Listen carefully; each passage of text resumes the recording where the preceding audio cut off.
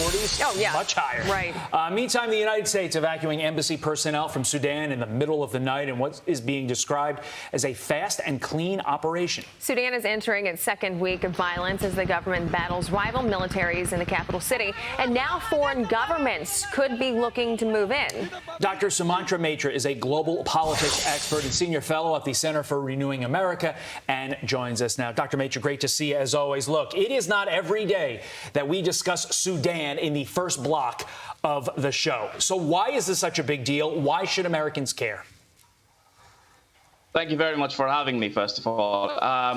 The current problem rose when the Sudanese dictator Bashir's government was toppled by forces which were at that point of time supported by Saudi Arabia and the Emiratis. The Sudanese forces took part in the uprising and have been essentially divided into two between the army and the air force, which is the bigger force, and the smaller but relatively heavily armed and weaponized militia called the RSF.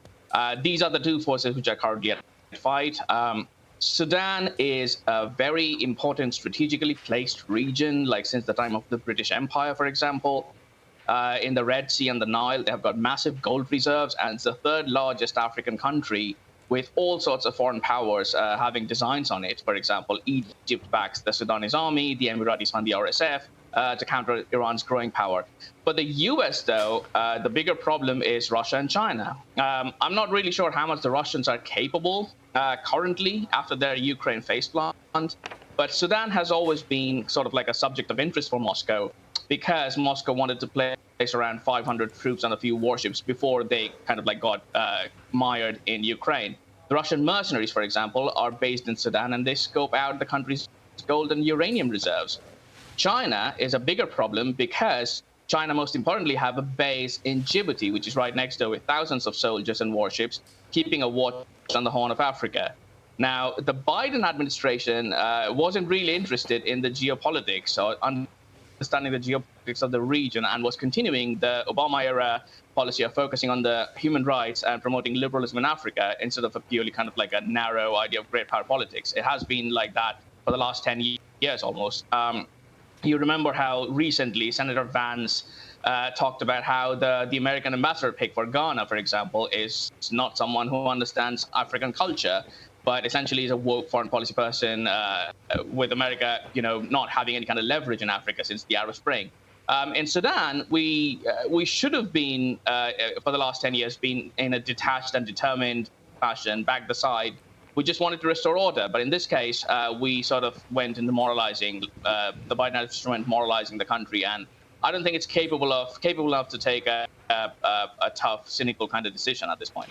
So with all that being said, do you think the Biden administration, they can really get a grasp and a hold on another conflict? I mean, it's just conflict after conflict around the world. Right. No. To answer your question, no. To understand a conflict, you have to understand the country's history, not just like its military prospects, but also its history, its art, its culture, its tradition, for example. I don't think the Biden administration knows anything about Sudan that much. They know that Sudan has been one of the North African, East African countries. From the Arab Spring onwards, they have faced this kind of problems inside.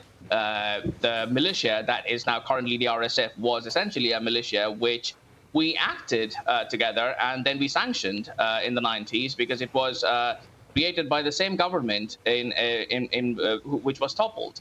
And it was one of the most criminal organizations in the history of Sudan.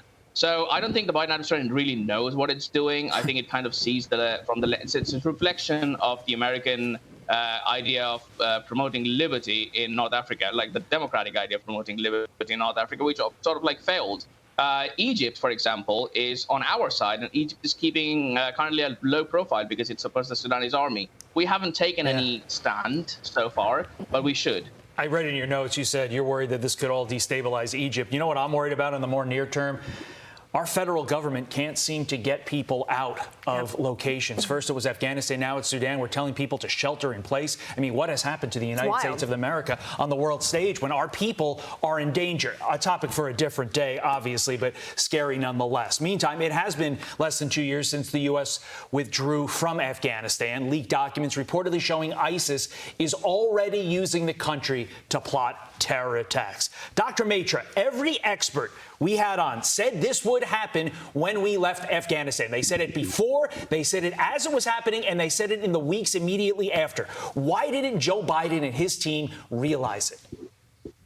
I mean, I'm glad you asked this question, because this is something which has been bothering me. Like, I'm listening to Joe Biden say, like, even in the recent press release, they said that, the biggest problem of Afghanistan is because the previous administration decided that we should leave, and therefore we were tied in our hands to do anything about it. And I thought that decision was taken at least 2 years back, before the original move happened, before the withdrawal happened from Afghanistan.